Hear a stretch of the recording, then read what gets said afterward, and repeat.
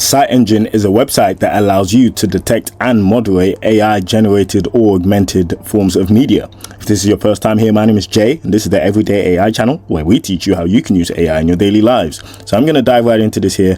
I like this page because it's very simple. I like the site in general, really. So we've got the dashboard here. We can see all the different things we can do. So we've got image moderation, video moderation, text moderation, AI media detection, even detection for music generated by AI as well as a near duplicate detection and video copy detection. So there's a whole lot of things you can do here. They've got some pretty seamless APIs. This is a very straightforward site to use and navigate. I'm going to go into the AI media section, and as you can see here, there's an example image, and we can see that there's a 98% chance this was generated by AI, and it actually shows us the different sort of forms of that it actually uses to detect this. So we've got diffusion, which is a standard way in which AI actually generates images. We've got GANs, which I assume is generative adversarial networks, which of course makes a lot of sense. So generative adversarial networks essentially comprise of a generator and a discriminator. So the generator is constantly generating information, and the discriminator is constantly sort of marking that information and the outputs to make sure it's actually more and more accurate. And this is a technique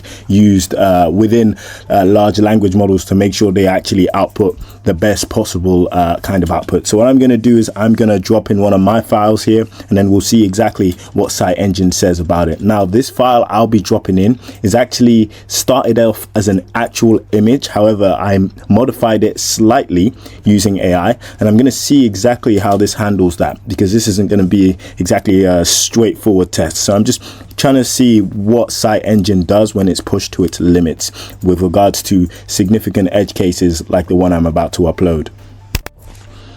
Okay, so I've just uploaded this image, which was a headshot of myself. Now, like I said, this was actually shot on an actual camera by a photographer. However, I did do some tweaks using natural language and some image models, of course, and this is exactly what happened. So I went into Dream, and then I did some final tweaks with Nano Banana as well. So the fact that this is saying 24% are not likely to be AI generated or deepfake, I think is pretty good, because of course, like I said, we started off with a real photograph, but I did do some tweaks. I'm quite impressed that it noticed that there was some editing done by an image model. I think that it definitely deserves some credit for that. But anyone who essentially is in this line of work with regards to AI media detection or AI media moderation, I think this would definitely be a useful tool for you.